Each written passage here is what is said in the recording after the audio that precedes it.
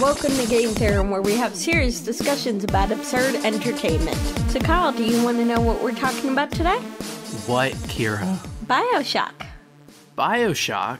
You'd be overthinking it. It's just a game. Okay, Steven Universe? It's just a cartoon. What about Black Panther? You can't overanalyze. It's just a movie. Hamilton? It's just a musical. What about This Is America? It's just a song. Uncle Tom's Cabin? It's a book. You can't think about it too hard. The Quran? It's just a tone. Neanderthal cave paintings? It's just art. Exactly, it's art. Yes, it is. This is what we're talking about today. Yes. We like to call this You're Underthinking It. Yes. Future Kyle here. So I just wanted to edit this in and mention that there's going to be kind of trigger warnings for everything. Racism, misogyny, rape, assault, Nazism, conservatism, spoilers for Maleficent. Good luck. So what you have in mind, Kira? I'm Kira. Oh yeah, I'm Kyle. Hi. Hi. Hi. All right. So we're basically going to talk about people who think that you're overanalyzing media just by talking about it and being analytical about it. So this is a direct response to all the critics on our show. Ha! Booyah! No, not really. No, it is something that we've been, something that we've had to deal with pretty much all of our lives. At least I have. I think maybe you could say that, Kira.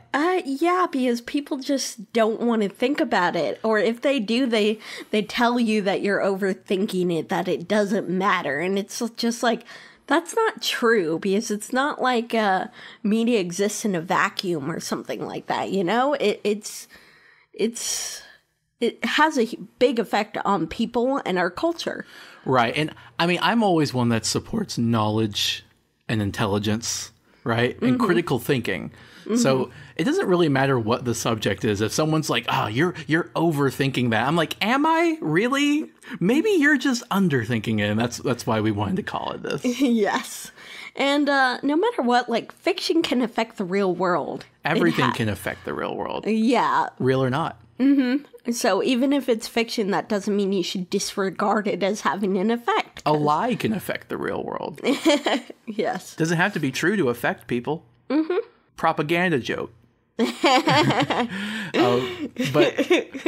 fiction. Actually, you know what? That is a huge thing. Propaganda is very effective in controlling people. And completely fictional. Yes. And it's usually almost entirely made up.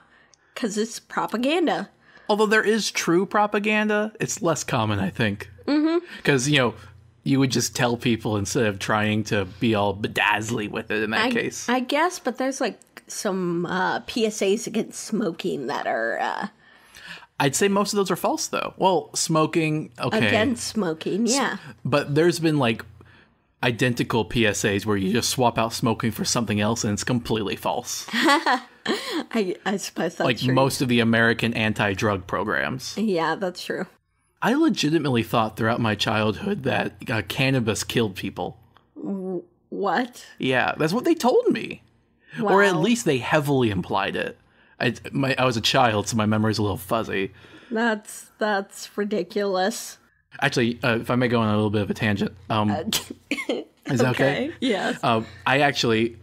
for one of those anti-drug programs in elementary school, I've been an artist for a while, so I actually drew a painting of a robot dragon. It had to be an anti-drug picture, and there was a contest for it. I ended up getting third place.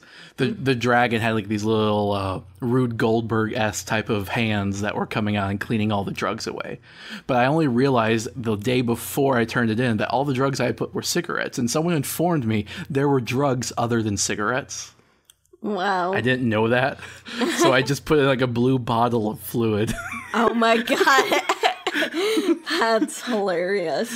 Anyway, underthinking it. So, I wanted to point out our skit at the beginning. The reason we kind of came up with that is because you'll realize, actually, if you listen to the show at all, we kind of talked about it, especially with our Japanese animation podcast episode, where this idea is applied at different severities depending on the medium that you're talking about. Oh, yes, definitely, because people will decide to take certain mediums less seriously and therefore are more prone to this as a result of that. Exactly. Like, that's why we started with video games, because like that's probably the medium taken the least seriously. Oh yeah, you know what? You're right. And the thing is, it shouldn't be, because it's so interactive and impactful. You know? I don't think it's literally true. There's probably something else out there that's considered taken so little seriously that I don't even know about it. I guess Some new art form that has even yet to be recognized. I don't know. What would be a good example? What's the next art with technology? It doesn't have to be technology, but I think it would probably. Metadata? I don't know. Oh, Bitcoin. Art with Bitcoin? No, blockchain, I mean. Remember the cat things? Oh, yeah, there's some, okay. Yeah, there's a type of blockchain with cats. Mm-hmm. And it's currency and art and... Yeah, you can buy and sell the cats and breed the cats. You know, that's clever, though, because if we ever get into a post-scarcity economy, which may be impossible, but if we ever do, then the only thing that'll have any real value is art. Yes, because it's the only thing that can be created from nothing. Well, it's the only thing that would be scarce by that point, since all physical resources would be infinite. Yeah. In a post-scarcity, or not infinite, but as many as we needed. Mm-hmm. Anyway, this, again, another tangent. I think we can go on as many tangents as we want. Okay, well, what's another thing about how important media is? Well, it changes people, you know? And not only does it change people personally, but it also is a great indicator of, like, cultural norms and a lot of things that are in our culture at the time. And I specifically wanted to talk about, like, for example, you can easily see so much misogyny and racism and sexism in media. And it's like, that's very indicative of those things in our culture. Oh, that's very true. And honestly, I can't think of a particular type of entertainment that is more true, or at least more apparent with, than comedy. Oh, yes. Because you can look at comedy routines just from like 20 years ago, and like I've literally heard clips of where they play a comedian and they say a really offensive and tasteless joke, and then everyone laughs at it. Wow. And it's not to say that there weren't some people that were upset about it, but the majority thought it was okay. Mm-hmm. And we are getting less and less tolerant of us as a society of that. Yeah, because social and cultural norms change over time. What was allowable like 10 years ago just isn't accepted these days. Well, I like what you're saying better than what I'm saying, because society doesn't always get better. Mm-hmm. That's just been a trend recently. It doesn't have to go that way. Yeah, that's true. And it also depends not just when you are, but where you are. I mean... for example, I don't know if you remember this. I'm pretty sure you do, but like Pop Culture Detective, they're talking about kidnapping as romance. Yeah, that's a YouTube channel that is awesome. Yes, they do video essays and it's amazing. But they were talking about kidnapping as romance, and they had examples back you from can like. Probably just say he. I don't think he has like a team. Oh well, yeah, he has. Maybe he does. I'm sorry. I don't know. But he has examples all the way back from when they still did black and white movies.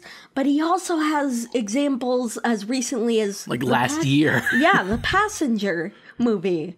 So you can really see how things have changed, or in this example, not changed over time by looking at our media, because you can still see these underlying problems in it, even this many years later. Right.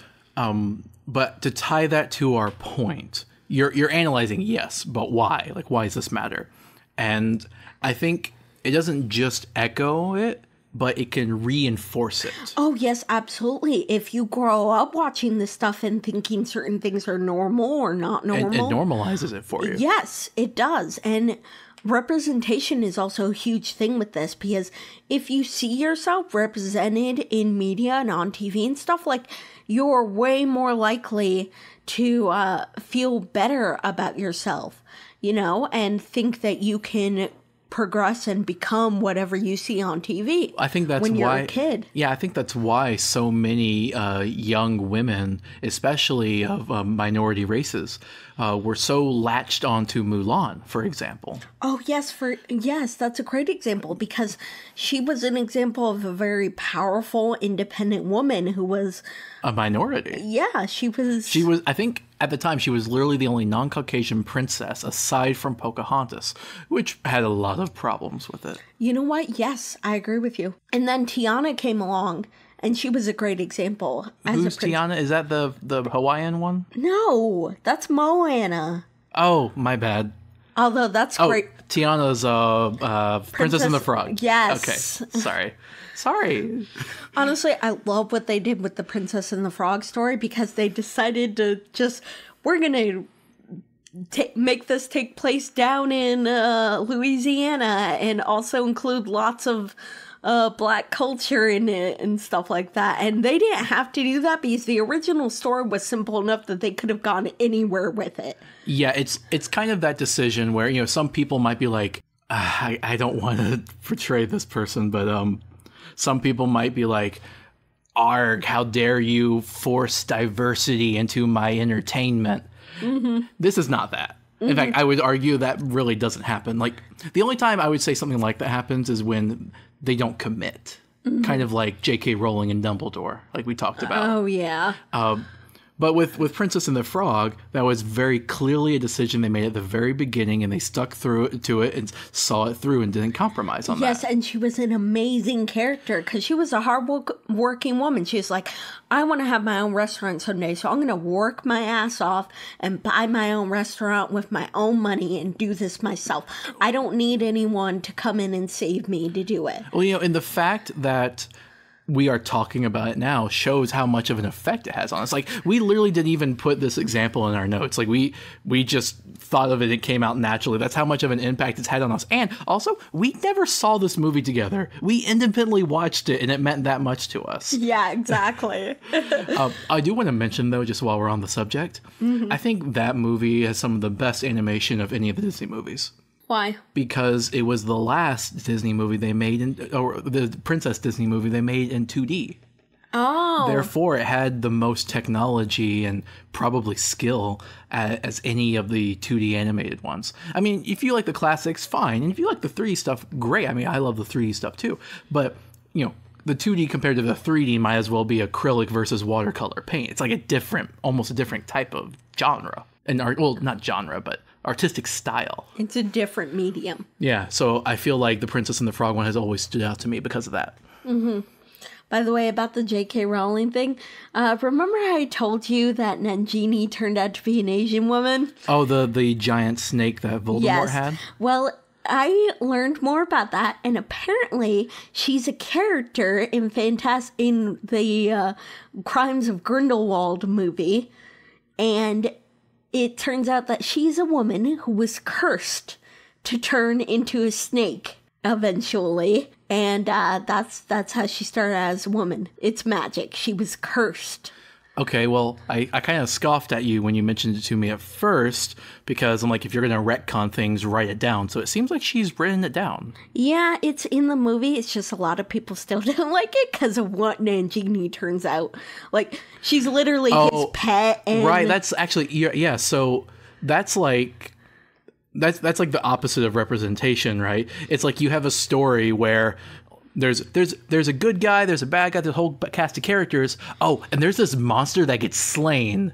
It's like, okay, well, you need some minor diversity. All you have are Caucasian Britons. Like, oh, okay, we'll make the monster who gets slain Asian. Yeah.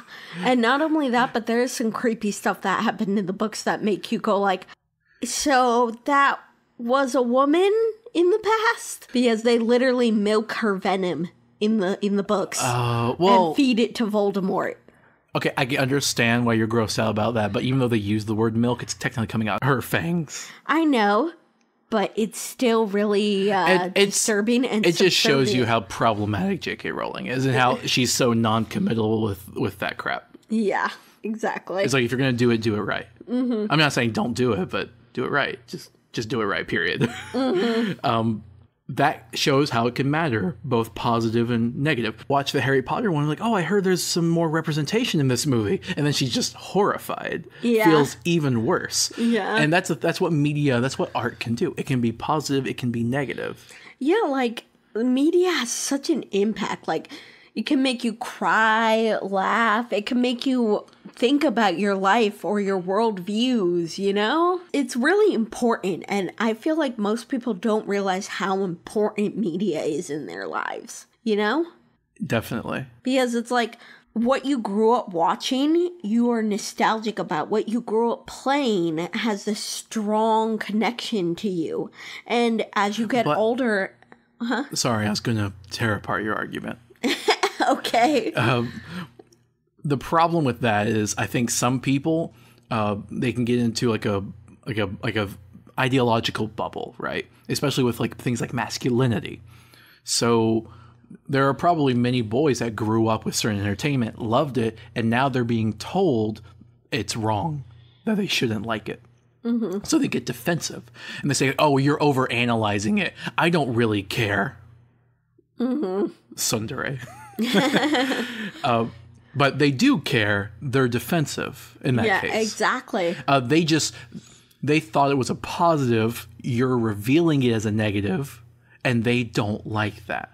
Mm-hmm. And I can say from experience, you don't have to be ashamed to learn a new interpretation of something you've liked, especially if that interpretation is pretty well argued and has some good evidence and points for it. You don't have to be like, you're threatening my character because I like that movie. No, sometimes you can like something problematic and you can learn and grow. Exactly, but no, they don't want to learn and grow because they're literally not willing to do the work. Honestly, Lord, give me the confidence of a cishet white man, because they will defend everything and anything to the death to make sure that nothing they did is wrong. I agree with you, but I want to just, as a disclaimer, mention that is a generalization. It is not true in all cases. I don't care.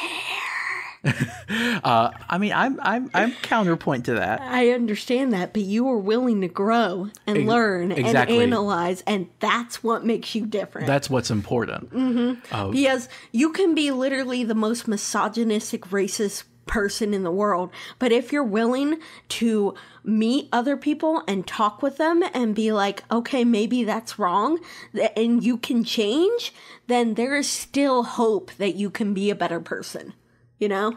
Definitely, I agree and with that. Media is a huge part of that, because if you consume media that challenges your beliefs, it will encourage you to periodically like sort of analyze your beliefs and go back and see like, was I right about this? Was this the truth or not? I mean, I think it's second only to firsthand experience, right? Like, I think the best way for that is for you to actually go around the world, meet people, see them in the situations in which they reside, especially the people that are really not well off. And realize that you were wrong, you know? Or realize the truth of the situation. Yeah, but the second best thing is to realize that truth secondhand through media. I think not everyone has the luxury, especially if you're not well off. You can't afford that. Mm-hmm. But what media does is it gives you a window into that. Not only that, but scenarios that don't actually even exist. So you can at least learn empathy, even if they're for fictional characters. They represent ideas. Yeah, that empathy is really important, actually, because if you learn empathy for fictional characters, that really helps you feel empathy for people in real life. Definitely. Honestly, I kind of cite that as why I turned out different than most members of my family. Mm-hmm. And you remember the movie Maleficent? Yes. We talked about that on our Bechdel test episode. Yes, actually. There was a scene, spoilers, I guess. There was a scene. Spoilers. There was a scene in there that can really make people think about things and be empathetic. And it's are you talking about when? Oh, sorry, you were about to say it. Yes, it's when this man now, who she has grown up. Oh, sorry, I don't mean to cut you off. Just We explained that movie so in depth in that episode, so maybe just explain it briefly. They don't need to know all the details for the point you're making. Okay, fine. So she trusts this man and lets him sleep over and spend time with her. And is that, do they actually sleep together? Like they sleep, they go unconscious due to REM. Yeah, but she trusts him, and he takes her wings from her. Yeah. He drugged her. Oh, yes. Because it was getting late, and he gave her a drink, and that she passed out. And then she wakes up, and her wings have been sawed off. Yes, and it was actually really a metaphor for like sexual assault or even rape. Yes. Because as she was drugged, she woke up and was missing, like, it was a very important analogy, and I was so empathetic at that part in the movie, and I feel like people who watch that movie can see that, and maybe be a little more empathetic to those victims, because, like, you can see the sort of horror of, like, falling asleep and then waking up and something awful has happened to you. I mean, considering FCC rules and censorship and media, I've never seen an actual, like, rape. I think man, we should have talked about triggers. Yeah. I'm so sorry, listeners. We did not expect the conversation to go this way. Yeah. So, warning.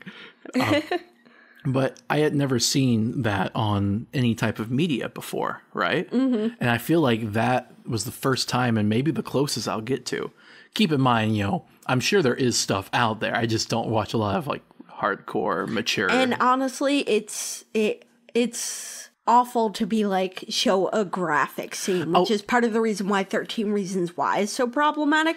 Because that's the thing is, even if I had seen scenes like that, I can guarantee you I could have seen almost like every single one that's come out of Hollywood in the past 20 years, and this still would have been the first time it was done right, even though it was only metaphorical. Yeah, exactly, because, like, you can't show it gratuitously, first of all. Second of all, like, you have to show the victim in an empathetic light, you can't just, you have to show the horrors of what they go through. See, Maleficent showed you that you can recover, that you can still be a strong woman, mm-hmm. You can still be a person. Mm-hmm. After that, you're not just damaged and broken after that. Mm-hmm. Even if you may feel that way or go through that, there is a future.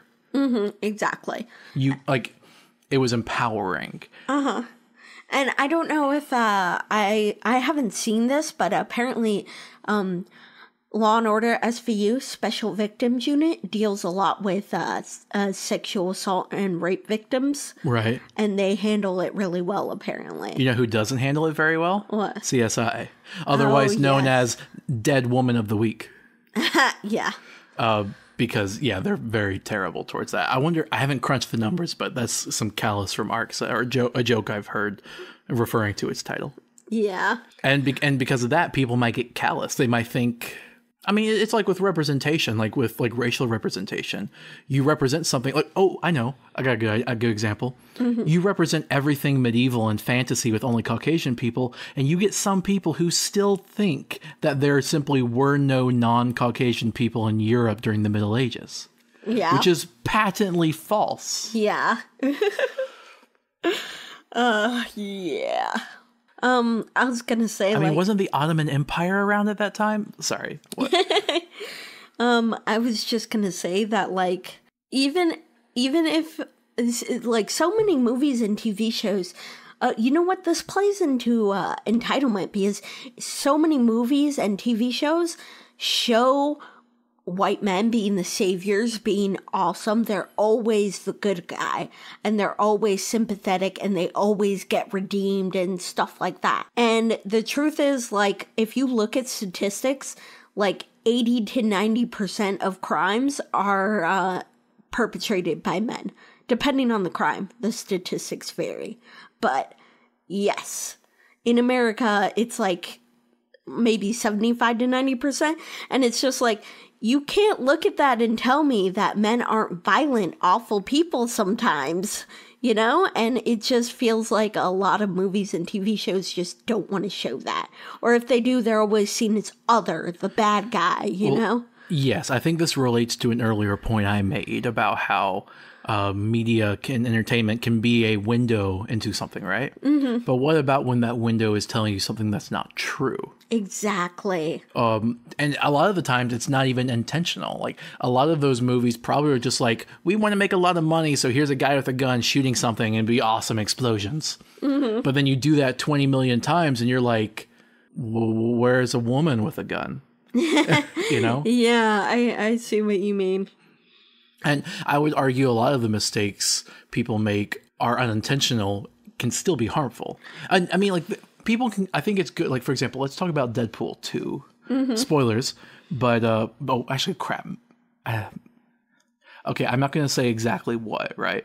The movie is very progressive. Ryan Reynolds, the guy who was in charge of it, he tried really hard to make it a progressive movie. Mm-hmm. But in the very first 10 minutes of the movie, they do something terrible, something that affects the rest of the movie. I don't want to spoil and say what, because it's the whole movie if I spoil it. Yeah. But a lot of people began hating this movie for that very reason. And he was kind of taken aback from what I read. He was like, oh, I didn't even know that was a thing. Yeah.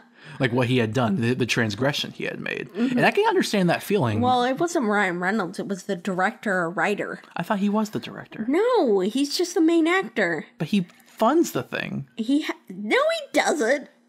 He's just the main actor. Whatever. His people then. But that's what I read. Mm-hmm. So they legitimately were trying to do something good and then messed up and created something that's kind of mixed now. Yeah.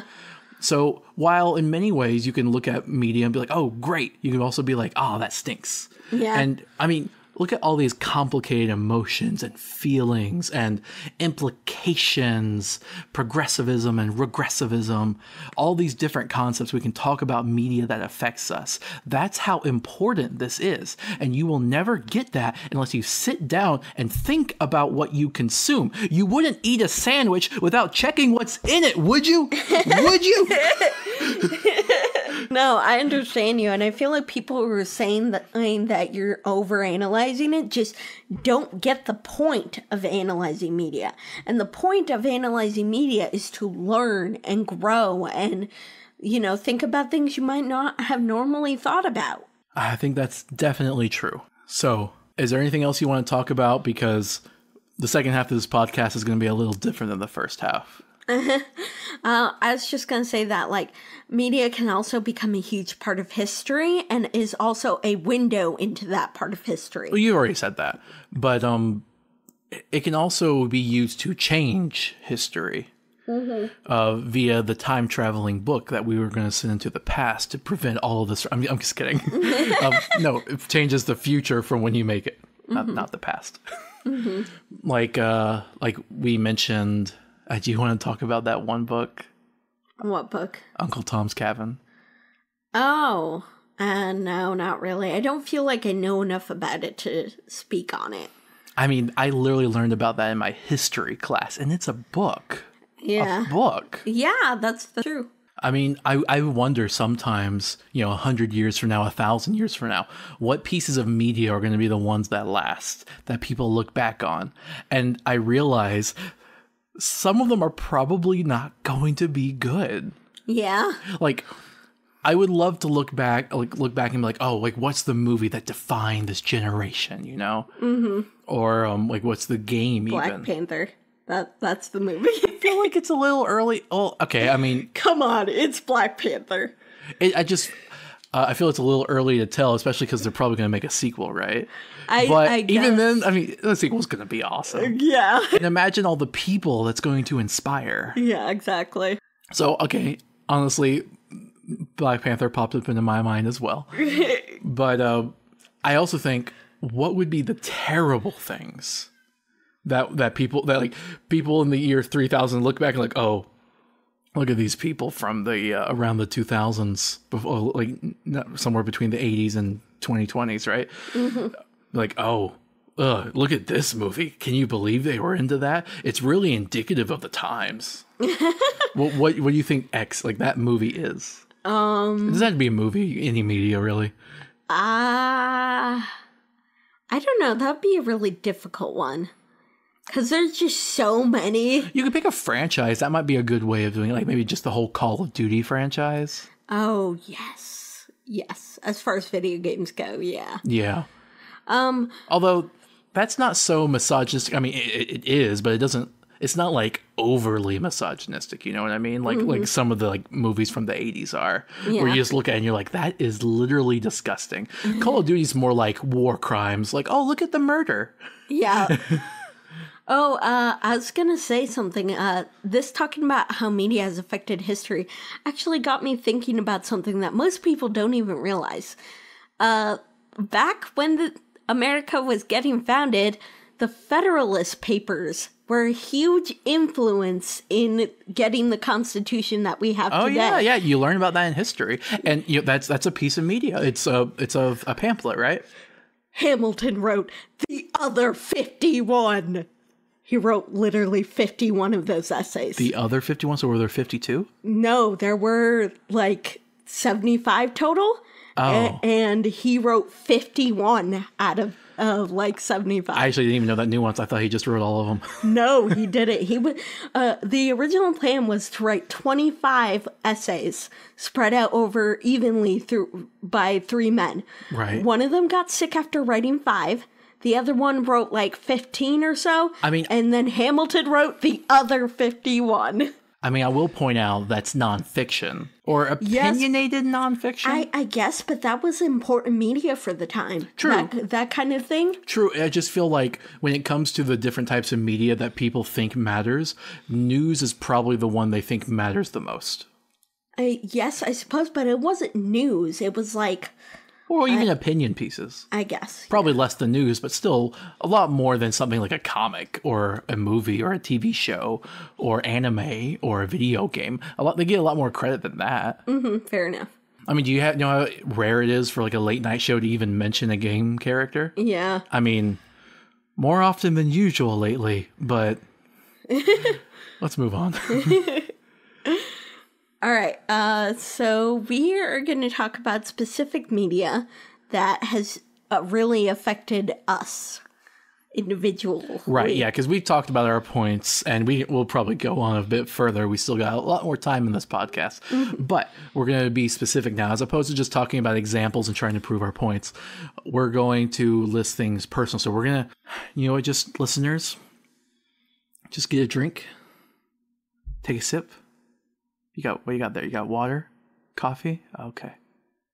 Just take a sip. Swallow. Oh, you made a little spill there. Clean it. Okay, clean that up. Now just sit down in a nice comfy chair. Relax. Let's get personal. I felt like you were like... I felt like the soul of Cecil Palmer had like inhabited your body and was speaking through you. That's a Night Vale reference. Yes. Which is another podcast that we definitely want to do an episode about. Yes. Or 5. What? I just had to say that because I know it would amuse you so much, and that's exactly what I was thinking when you were saying that. Maybe I should talk like that more often. We can get close in here, listeners. Stop it. Okay, sorry. I'm done. Let's go. Okay. Would you like to take turns or just go all at once? I feel like going all at once might be better. I guess. All right, sure. Is that what you were going to say? Well, I was going to say maybe we could take turns because some of the media you wrote down is stuff that affected me and some of it is like... So I feel like I share a lot of... Yeah, we're going to be commenting on each other's anyway. All right, fine. You want to go first? Yes. All right. I get to do this one. I'm taking it first. Sure, go. Homestuck. Homestuck has literally changed my life. I want to talk about Homestuck. Well, you can talk about it too, but let me start. All right. Homestuck has literally changed my life. I literally would not be sitting here with Kyle if it weren't for Homestuck. That's how important it is to me. You know, it's funny you say that because I actually wouldn't be sitting here with Kira if it wasn't for Homestuck. What do you know? Homestuck is how we met. Yeah, we've mentioned that before on the podcast, but we met on the Homestuck forum, and it was actually on 4/13, which is an important date in Homestuck. Yes. And yeah, so that's literally what brought us together. I mean, I'll talk more about. I kind of wanted to talk in a certain order. Really? You know what? You should have gone first if you were. I didn't know you were going to pick one of the ones I had. Come on. Okay. You know, you say what you have about Homestuck. I'll circle back to that. Okay, fine. Homestuck is an amazing webcomic that I read in high school, and after high school, I was on the Homestuck forums, and that's how we met, and it literally changed my life because, like, how long have we been together? 3 or 4 years? It's getting to 4, I think. Yeah. But not quite yet. Yeah. So, yeah. That webcomic... 3.5 and 3/4. That webcomic has literally spawned a years-long relationship, so... Yeah, we tried to be Moirails at first. Yes. Yeah, we vacillate. We talked about this on the Homestuck podcast. Yeah. But yeah, that's how important it is to me, and that's how important media can be. You can meet people that literally change your life. Yeah, I think we even really talk about this, but this is usually one of the first things people bring up, is media can bring people together over shared interests. Yeah. I mean, I think it means a lot more than just that, but that's definitely a big part of it. Mm-hmm. I wonder how many people go to conventions and, like, get together. And meet friends, and I feel their like whole lives are changed by someone they met at a convention. I feel like conventions are too strenuous these days for that to happen very often. I don't know. It really depends on what you want to be your experience, I feel. Because, like, if you go with a group of people and you have expectations on everything you're going to do and stuff like that, like, yeah, it's stressful. But if you just, like, we're going to get a pass, walk around, maybe go to a couple panels, do what we want. You know, I feel like that's less stressful. Also, whether you're cosplaying or not probably plays into it too. Also, what you look like. Yeah. How it determines how often you get harassed. Yeah. That's also true. Yep. Okay. Anything else you'd like to say? Because, I mean, I pretty much agree with you on Homestuck. It's great. I'll just talk about how it affects me later. Yeah, sure. You can go. No, you keep going. Talk about your life story. Nah, that's all. That's all. What about Harry Potter? Well, oh, you want me to keep going? Yes. Oh, yes. I see what you mean. I see what you mean by keep going now. Okay. Yes, Harry Potter was a huge influence in my life. I mean, I guess it's deteriorated ever since the series ended. And there are some problematic things in the books. Wait, really? It's been so long since I've read it. Snape. That's all I'm going to say. But was the depiction of him problematic, or was the character? Well, I guess the character himself. Yeah, it's like you can have was the character racist, or was the way the character shown racist? No, it wasn't racist. I'm just using the word racist. But the problem with Snape is that J.K. Rowling tried to give him a redemption arc, and he didn't deserve one. Yeah, I remember that, and I mean I felt that, the redemption arc, right? You go through sorry. Actually, say what you're going to say. I think I know what it is. What? You go through this phase of where you read it, you feel it, and then you start thinking about it, and you're like, wait a minute. Yeah, exactly. Exactly. Also, Albus Dumbledore was a prick. Okay? I read this. Basically, Dumbledore collects outcasts. He collects people too. He collects outcasts, makes them feel welcome, and if he decides to collect a favor from them later on in his life, well, that's no more than what he's owed, right? And that's what he does. Because, I don't know if you remember this, but Slughorn was said to collect people because he nurtured relationships with students when he was teaching, and they ended up all becoming, famous and I literally have no idea who you're talking about. Potions professor later on. Okay. I don't think that's necessarily bad of Dumbledore, because... Except guess who made Harry an outcast? He was an outcast the second he grew up in that house. with his parents. Oh, so he kind of engineered it. Exactly. I see. Who put Harry with them? Dumbledore. Dumbledore. Yeah, so that's problematic. It's problematic. That would be like running an orphanage right next to the parent butcher shop. Which, okay, not the best analogy. I'm just saying that Dumbledore knew Harry was going to be abused, or at least knew he was going through abuse. And allowed it to happen. And not only allowed it to happen, encouraged it by putting him in there in the first place. He pretended that he didn't have a choice of where to put him, but he totally did. Yes. Yeah, I agree with you. Yeah, that's a good point. Mm-hmm. And so that affected you and... Because, actually the abuse Harry went through. Yes. And, how he was... what he went through throughout the books, I really empathize with him. And it really made me feel like... I don't know, I could... even if adults weren't good people and didn't do good things, that I didn't have to let that stop me, even though I was relying on adults, Because feel like almost every adult in the Harry Potter books lets Harry down. And that's very important. Well, I feel like in modern society, especially modern American society, I mean, this isn't true for everyone, but it was true for you and it was true for me, where parents...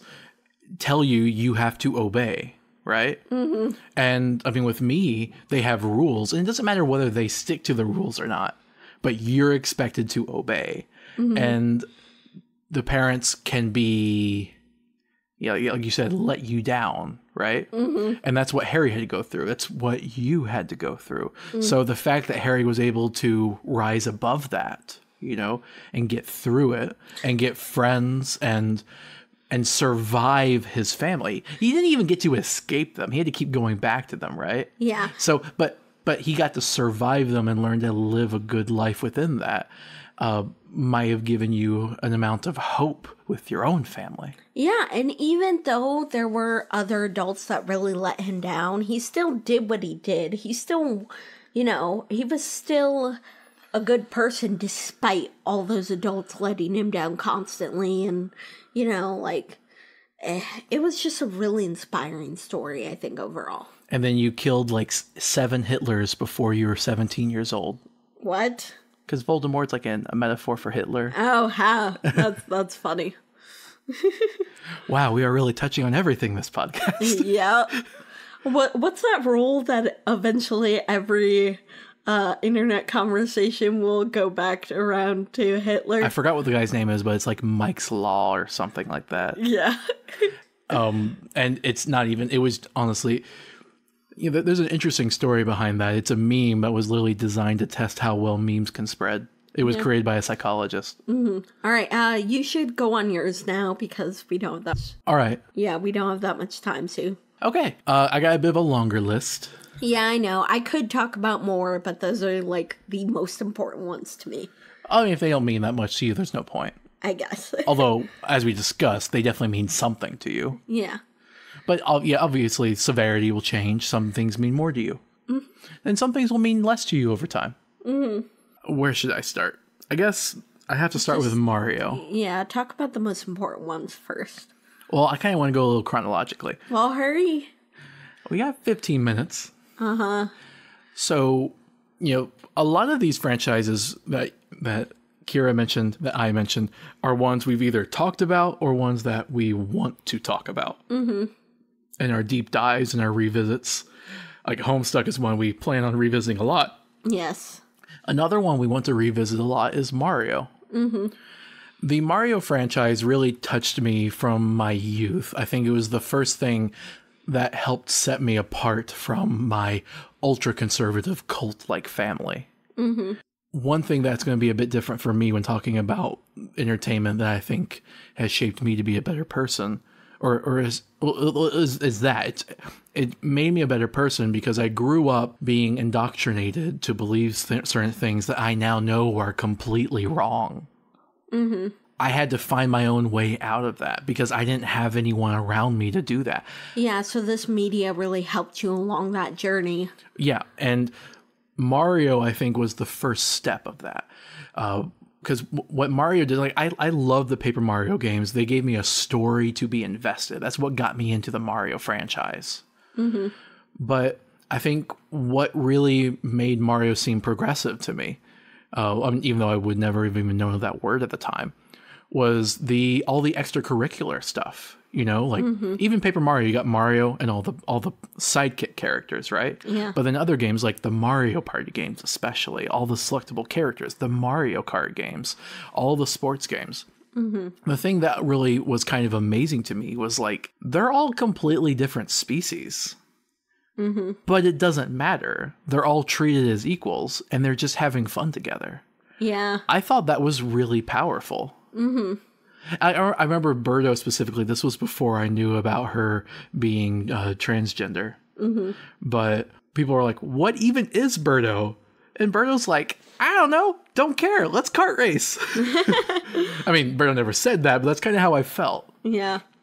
Now, admittedly, Nintendo is horribly with race. Mm-hmm. And they could have done a lot better with that. And because they didn't do anything with that, I would have a blind spot for that for a while. Mm-hmm. I wouldn't be challenged on issues of race until I got older. Mm-hmm. But what they did tell me was at least the concept that it doesn't matter who you are, what you are. Everyone should be equal. That's one thing I learned was the concept of equality from Super Mario. I feel like that's very important. Yes. So that was with me in my youth. Now, as I got older, I was introduced to more media besides just Nintendo. I think I have to mention something that was very, very, very much not on this list, which is Call of Duty Zombies. Oh, okay. Any of our longtime fans will know that I did a whole documentary on that, was really deep into it. It took up years of my life. Yes. But it did not further me in this regard at all. Uh-huh. I guess, media affects you, right? Yeah. But I wouldn't consider it something that made me as a better person. What it did is it allowed me to get very analytical about media. Got me very good at untangling time travel. Yeah. But it was really not progressive and even regressive. Mm-hmm. The way they had all those overly masculine characters. Yeah. They always did the 4 players featuring the girl trope that we talked about in our first episode. Yeah. And there were many times that was just problematic. Like, for example, for a while, actually, I think the only 2 gay characters are the Nazi and the Soviet. Mm-hmm. That's kind of bad. Yeah. Because, yeah. Yeah, and by the way, not even like the alternate universe version of the Nazi where he didn't become a Nazi. No, they don't ever talk about his romance that time. So he may or may not be gay. All right. It was specifically the Nazi version. All right, let's keep this going. So, I gotta mention this though. What? God becomes a character and he's a Caucasian old British man. Okay. Yeah.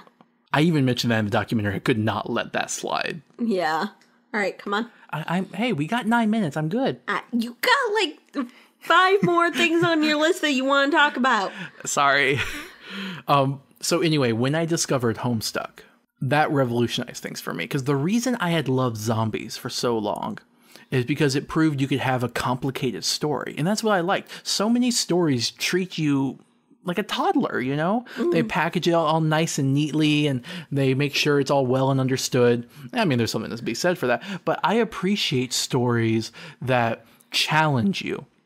That, what? Homestuck is definitely that. But it challenges you so much that it even is difficult on the reader. Well, okay, I don't want to work for the story, but I want to work to think about it. To understand it, to get it, and not the kind of thing with like zombies where you might work for hours and come up with nothing, right? But with Homestuck, this is what I said for a long time: the complication and complexity and convoluted storytelling of Homestuck makes the alternate timelines and worlds in the Zombies franchise look like a macaroni sculpture. Yep. Because Homestuck is complicated, it's complicated, but it has consistency. There's meaning behind it. There's symbolism, there's metaphors, there's characterization, and there's no dumb over masculinity. And there doesn't have to be all these progressive problems. They actually have half a female cast. Like, over time, I began to become embarrassed of the Zombies franchise and was just like trying to argue away these problems. Like, well, maybe God's a Caucasian man because he wanted to fit in. No, with Homestuck, I don't have to do that. Homestuck does have some problems, but considerably fewer. I was going to say about Homestuck, like, it's so convoluted that literally the fact that each character has infinite versions of themselves that have infinite deaths and stuff is just a fact that you have to deal with and becomes very relevant to the story. Like, okay. Sorry. Yeah, you were telling me to rush. Go.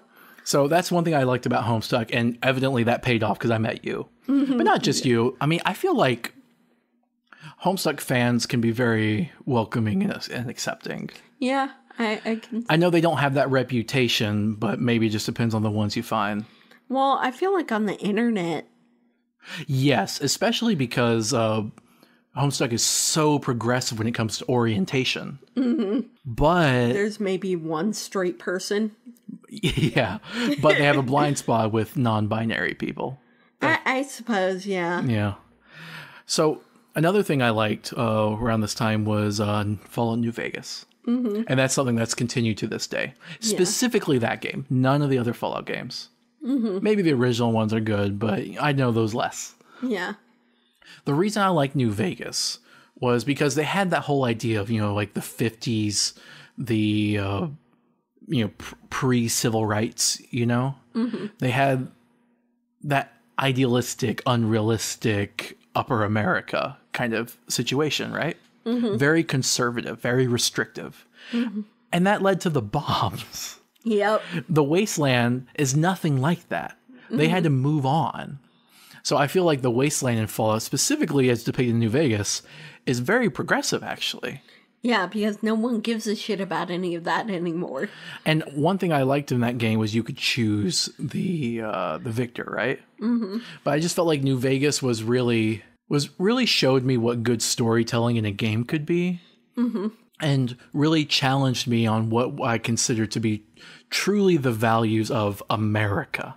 Like what makes America? Like, are conservative values really the best? And I'm not trying to be all like anti-conservatism as a political ideology. I'm talking more like the concept of conservatism in general. Yeah. Are the values of the past any better just because they're in the past? Yeah, I get what you mean. So that's something that meant much to me. I also began around that time watching The Colbert Report. And I mean, if you don't know that we're progressive feminists by this point, then hop off now. That was my first time watching the news, really. Because growing up, all I had ever been given was Fox News. Fox News was the news.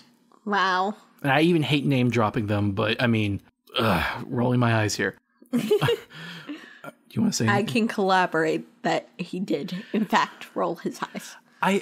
Finding out how much I had been lied to was revolutionary. Like, at first, I thought they were just spoofing the news. Then I found out, there's other news besides that. Yes. And I still liked it because it showed how ridiculous the stuff I had been subjected to all that time was. I mean, I can't say I watched the news until I was with you, but once I developed the habit of watching the news with you, it became like a very important thing to me. Well, I think it shows how powerful satire can be. Because it's basically like, we'll meet you on your terms and be serious. Look how ridiculous it is when I take you seriously. Right? Yes. So that's when I started to explore more of the real world. That was around the time I started, becoming more of an artist and actually leaving my hometown. I also began soon after that watching the Idea channel, which is a YouTube channel. Oh, I loved that so much. They don't exist anymore, but they are. He was quintessentially overthinking it, but like I say that with kind of quotation marks because there's no such thing. Yes. But that's what he would be accused of because he analyzed so many things. His episode on Homestuck was the best. That's what got me into Homestuck. Yes, you should say that. That's really important. Yeah, and also what got me into Night Vale, which is also on my list. Yes. Because Welcome to Night Vale is a podcast that we definitely want to cover, and it kind of turns Lovecraftian horror to Monday absurdity. Yeah, it's a fictional sort of story podcast, but it's so good. It basically showed me, first of all, the main characters are in a gay relationship, right? And I found that to be very powerful. Yes. They're such great boyfriends. And eventually husbands, right? Don't they end up getting married? Nah, I don't remember. But that was around the same time I was enjoying Homestuck. I was enjoying Night Vale. So I really got completely, open-minded when it comes to orientation because of this. They do get married because they have a whole episode talking about their wedding, remember? Oh, okay, but that's extremely recent and spoilers. Okay, sorry. So, and I really like the idea of the fact that sometimes the news can be that absurd and then be normalized, right? Mm-hmm. Sure, there's a glow cloud that drops dead animals on everyone, but that's not okay. They're used to it. They're jaded to it. And I mean, they're corrupt government even, right? Mm-hmm. Like the city council is a single entity that won't let anyone else join them. Oh, anyway, I gotta start wrapping this up. I'll mention Weird Al. Weird Al has been around since my youth. I could have mentioned it with Mario, but I think Mario was more effective. Weird Al, I kind of had a question mark on whether to put on this list. All right. He got me to laugh, and I think that's a really good thing to make you feel humor. Uh-huh. All right. Without having to be always terrible, although some of his songs were blah. Mm-hmm. I also wanted to mention Stuff Mom Never Told You. It's a podcast we mentioned before. That really opened me up to feminism. I would not call myself a feminist before I watched that, but after, I don't like not calling myself a feminist. Mm-hmm. All right. Yeah. Anything else? I wish I had more time. All right, can I mention one thing before we end?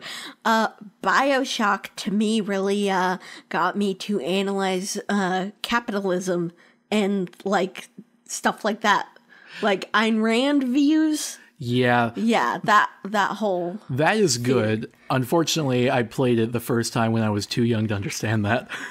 Yeah, but BioShock is really good. But really the subtext was there, and it might have had an effect on me without me realizing it. Mm-hmm. So this is how I think I became a better person. And I would not be here if it wasn't for the things on this list. And it's not like I was already a better person. I've just improved exponentially since I've been with you. Yes, but honestly, I mean, you've done a lot of help as well. We've explored a lot of media together. Mm-hmm. I started off, though, at a severe disadvantage because of my upbringing. Mm-hmm. Honestly, I don't feel like... Don't limit the media your children have. Don't try to isolate them and cut them off, right? Yeah, just... I mean, some parental controls, but I feel like I was born with a disadvantage because of that. Even though, because I'm a Caucasian male, it's an advantage, right? But mentally, I felt like it took me 20 years to figure out things that really I should have been taught from the beginning. And the only reason I feel like I was more of an advantage in that way is because I wasn't indoctrinated almost either way. I mean, my parents, I guess you could say, lean a tiny bit toward progressive. Center left. Yeah. Actually, no. One's center left, one is right.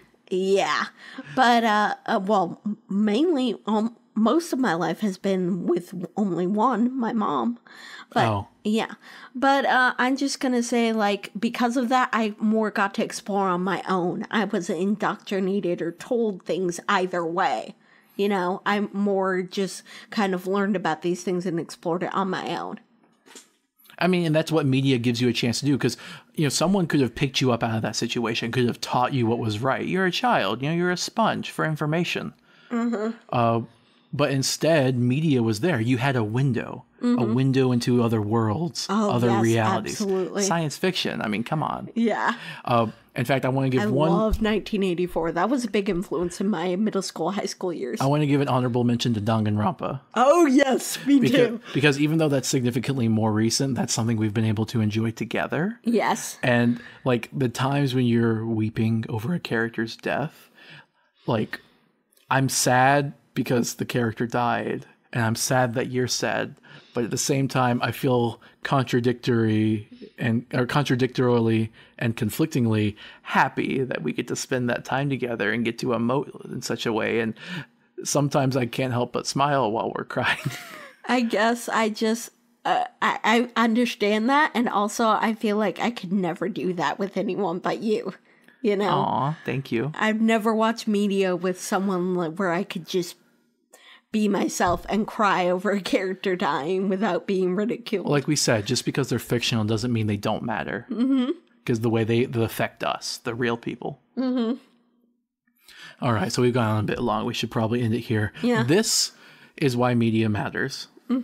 So if anyone ever says anything to any of our podcasts and they say, oh, you guys are overthinking it, link them to this podcast, because maybe you're underthinking it. And we're done here. Bye. Bye.